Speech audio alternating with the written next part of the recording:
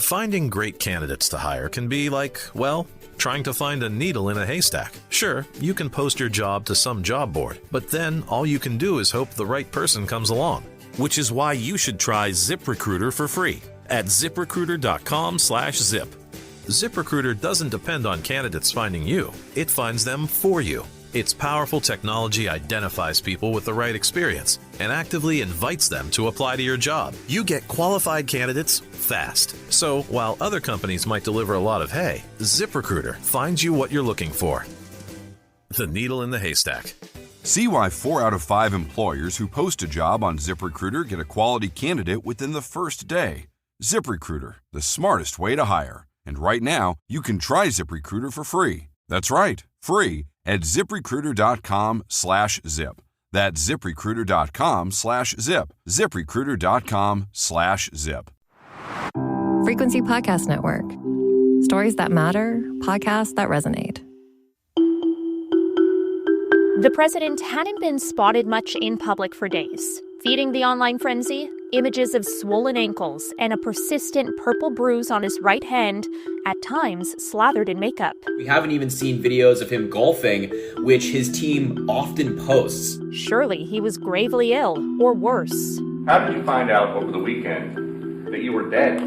I knew they were saying, like, is he okay? How's he feeling? What's wrong? Yes, Donald Trump is alive. The sensitive issue of how healthy an aging president actually is remains etched in the public conscience following former President Joe Biden's very public decline. It's raised justifiable concerns about a long-standing history of hiding the president's medical fitness. But in an age as volatile as now, is the president's health fair game?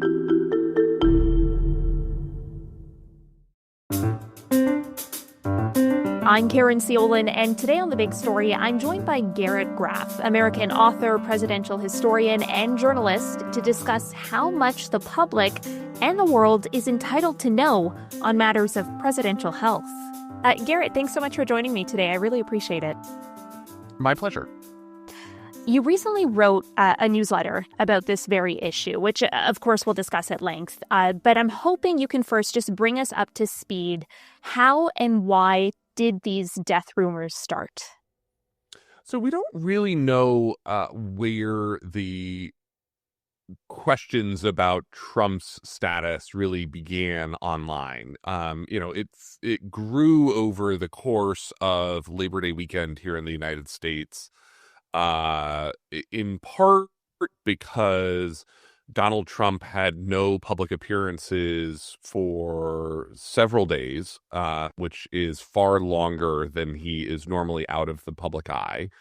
And the couple of times that people did glimpse him over Labor Day weekend, he was kept at a far distance from the press corps. And so there were a lot of questions about whether this pattern of irregular and atypical behavior was indicative of anything larger or more troubling. 3 or 4 days out of the public eye, I suppose, doesn't seem like a whole lot of time. But why in particular is this notable in Trump's case? Two things. The first is Donald Trump is who he is. This is someone who is almost seems pathologically interested in being in the public eye. He is someone who loves speaking to the press, who loves to drive the daily news story, loves to be in the fray, responding to whatever is taking place and chiming in and, sort of can't stop being the center of attention. The second is that we have seen this odd series of other questions over the course of the summer about Donald Trump's health, including suffering from visibly swollen ankles. The White House medical unit has come out and addressed in a statement over the summer that they said it was a benign and common problem that affects people of older age. And then he has also been seen in public appearances with repeatedly bruised hands, which the White House chalks up to him being just such a man of the people that he is, of course, shaking so many hands that his hands are getting battered. But those two episodes over the course of the summer have raised questions about whether there is a larger problem with Trump's health as a backdrop. So, Garrett, Trump is dead is trending on social media over the Labor Day long weekend, but it's days before outlets like New York Times, AP, MSNBC, CNN report on it or write about it, discuss it. Is this surprising to you? Yeah, I think to me, what is surprising about this is we in the Washington press corps have spent so much of this year in this weird shame cycle of self-flagellation about how the media missed the mental and physical decline of Joe Biden across his presidency, which, by the way, they didn't. There was very constant and continual reporting about Biden's health, including very incisive pieces by outlets like the Wall Street Journal that helped keep some of these questions in the public eye through the last year of Joe Biden's term in the White House. And so it seems particularly weird to me that here we are with a year later with a president who is actually older than Joe Biden was when he came into office.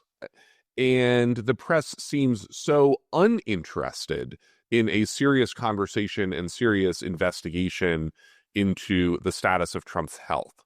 That is extra true for me because we have less reliable information about Donald Trump's health than we have had with any modern president. This is throughout Donald Trump's presidential campaigns and his time in the White House, we have seen very weird statements about the president's health from his physicians and medical team. We now understand that they covered up the extent to which President Trump was actually quite ill when he had COVID in 2020, that he was actually in much more of a dire state than the public was told at the time.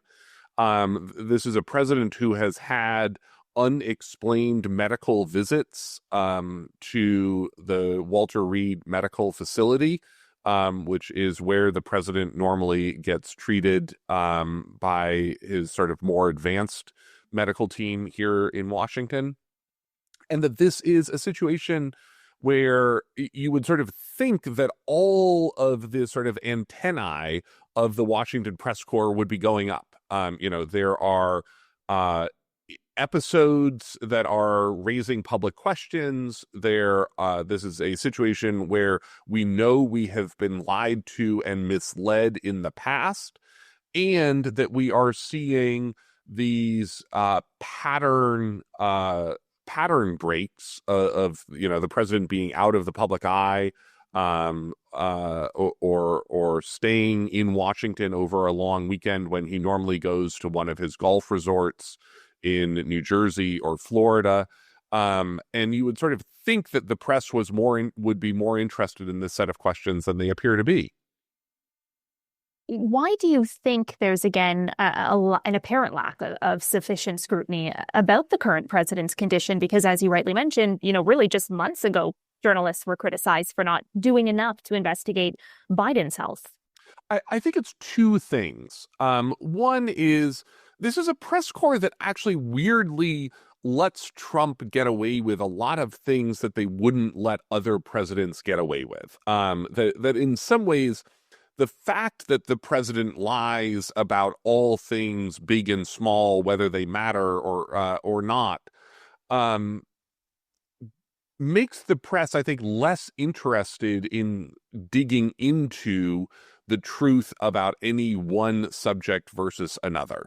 The second is that this is a White House that is very focused on, excluding reporters when they write things that the news outlet doesn't like. The Associated Press has been in a long-running battle that has actually ended up in the courts over the simple fact that the Associated Press continues to use the term Gulf of Mexico to refer to the body of water that Trump prefers to call instead the Gulf of America.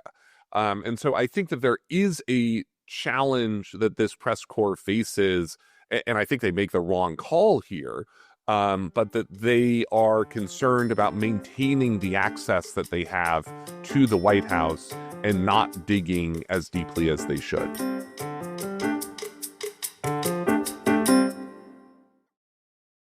I'm going to play devil's advocate here, acknowledging fully that neither of us are medical experts.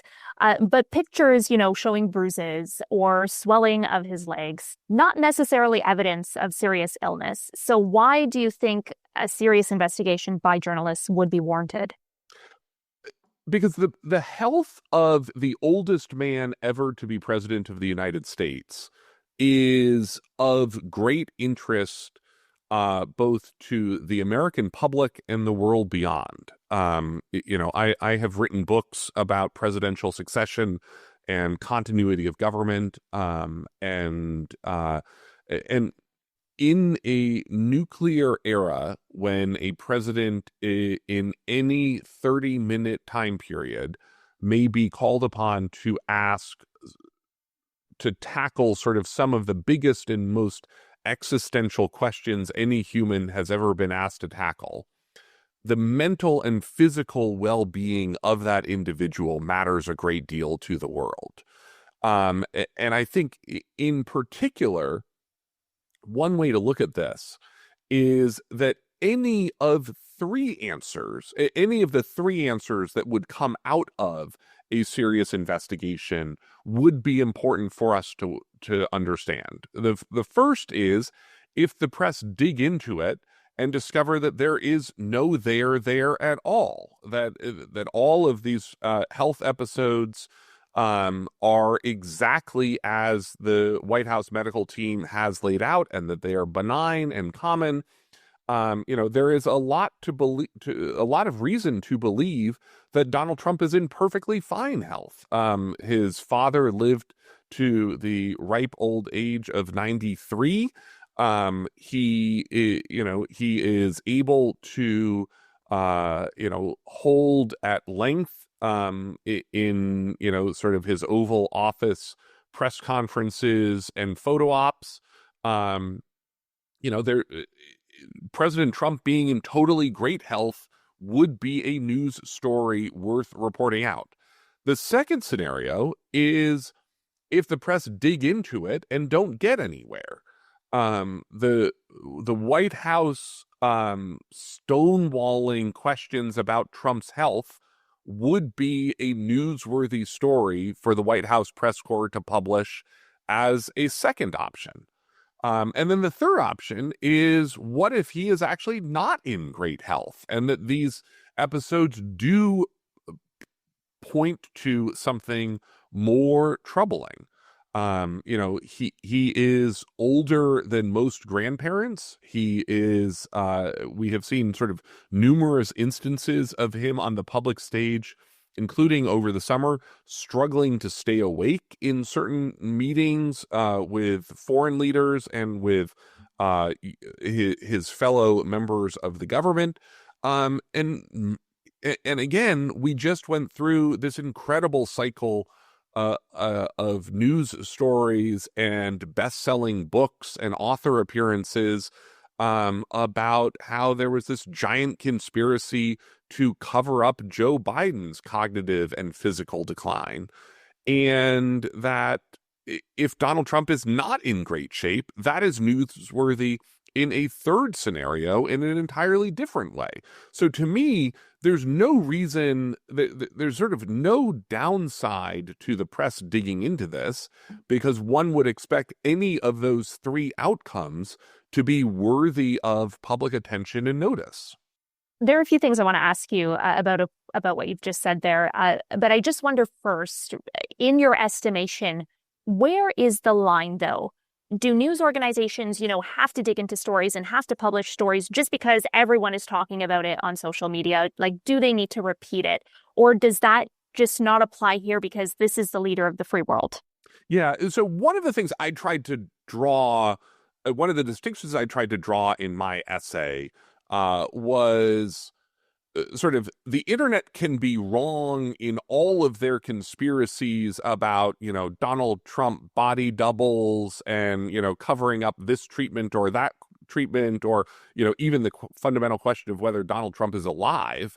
But that doesn't mean that there are not also simultaneously worthy questions worth investigating by the press corps. That the Washington press corps for much of the 20th century was an active part in covering up the reality of presidents' health problems. Woodrow Wilson, when he was president, actually suffered a stroke and was effectively, not operating as the president of the United States for the final part of his presidency. The White House press corps was careful to protect the truth in Franklin Roosevelt's presidency about the fact that he relied on a wheelchair for most of his daily activities. And in John F. Kennedy's era, the White House press corps helped protect the truth about the deeply debilitating back pain that and heavy dose of painkillers and medical regimen that John F. Kennedy spent most of his life in. In the years since then, it has become much more of an open topic of conversation and investigation by the Washington press corps, particularly in the post-Watergate era, when the press corps became sort of a more open questioner of power in Washington circles. And again, it just makes it all of that history, to me, is all the more reason why in this moment we should see the press asking more serious questions than they are. I wonder then, though, what is the responsibility of the American presidency to provide a full and transparent evaluation of the president's health?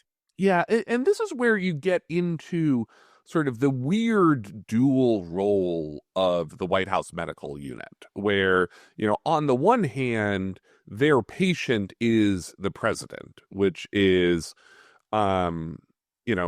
there's a certain level of confidentiality that one expects when dealing with one's own doctors, that the White House physician and the medical unit are supposed to respect. At the same time, I think it's helpful to think that the final client of the White House medical unit and the president's physician is the American public, that their duty is to keep the president alive, and that is in the sort of nature of the role that the chief executive and commander-in-chief and president all hold in our nation, is that, preserving the president is an important part of the American democracy, and sort of that I think in many ways the duty of care of the White House medical unit is to serving the American public, ensuring that this person stays alive, giving them the best treatment possible in order to keep alive the spirit of American democracy. And as such, they are duty bound, I believe, to being open and transparent with the American public. Thinking back to, as you mentioned, President Wilson's stroke and just kind of in the final days of his presidency, how he was sort of, whispering direction to his wife. His wife was kind of essentially running the country at that point. How much is the public, or should the public, though, be entitled to Would it not leave the United States ultimately vulnerable if the White House was that forthcoming about any potential physical or cognitive impairment facing the president? Yes, there are very serious questions about presidential succession wrapped up in this. There are, we have a mechanism in the American Constitution in the 25th Amendment where a incapacitated or infirm president can be temporarily removed from the presidency to ensure that there is sort of someone who is in charge of the country at any given moment. But that's really, to me, what the core of this question is about, which is the 25th Amendment came about during the nuclear age when time and space condensed the decision-making window of the presidency from sort of days and hours down to mere minutes. And so us being reassured as a country and as a world that at any given minute, there is someone in charge in our country who is able to make the incredibly important and consequential decisions and make them with a clear head and a clear mind and a firm body that the president needs to be able to rely upon, I think is an incredibly important part of the American government process right now. But I think, too, about how, potential enemy states might seize on information like that. I mean, especially in an age as volatile as now, and in a world that Trump himself created, where weakness is weaponized. Does it not leave the United States in a very vulnerable position when you think of it from that perspective? Oh, absolutely. The entire challenge of presidential incapacity is the extent to which that could be seized upon by adversaries in a moment or window of weakness for the world. But this is why we have this constitutional process for the 25th Amendment. I mean, when presidents undergo anesthesia, there is a formal process by which they hand power to the vice president during those moments in order that there is no doubt in the United States, in the United States military and around the world that there is someone in charge of the country at that time. And by the way, I would imagine that all of America's, top adversaries and our allies are having their intelligence agencies work overtime right now to try to figure out what is the reality of Donald Trump's health and what does it portend for the arc of his presidency. What is ultimately the takeaway for you? Because I think, if there's one sliver of truth to any of this, it's that Trump's old. He is, and he's not going to get younger. This is sort of the challenge of electing the oldest man ever to the American presidency on the heels of the oldest man who was ever president. Is that, these public health questions are much more important for us to be investigating and talking about now than they were with, younger presidents in a more routine time in American history. Okay, Garrett Graff, I will leave it there. Thank you so much for your time. Really appreciate you making the time for this conversation. A very interesting one. Thanks so much for having me. That was The Big Story. You can send us feedback on this episode or any other episode by emailing us at hello@thebigstorypodcast.ca or leave a voicemail at 416-935-5935. You can find us on the Seeker app or on all your favorite podcast players. Please rate, review, follow, and share. I'm Caryn Ceolin. Thanks for listening.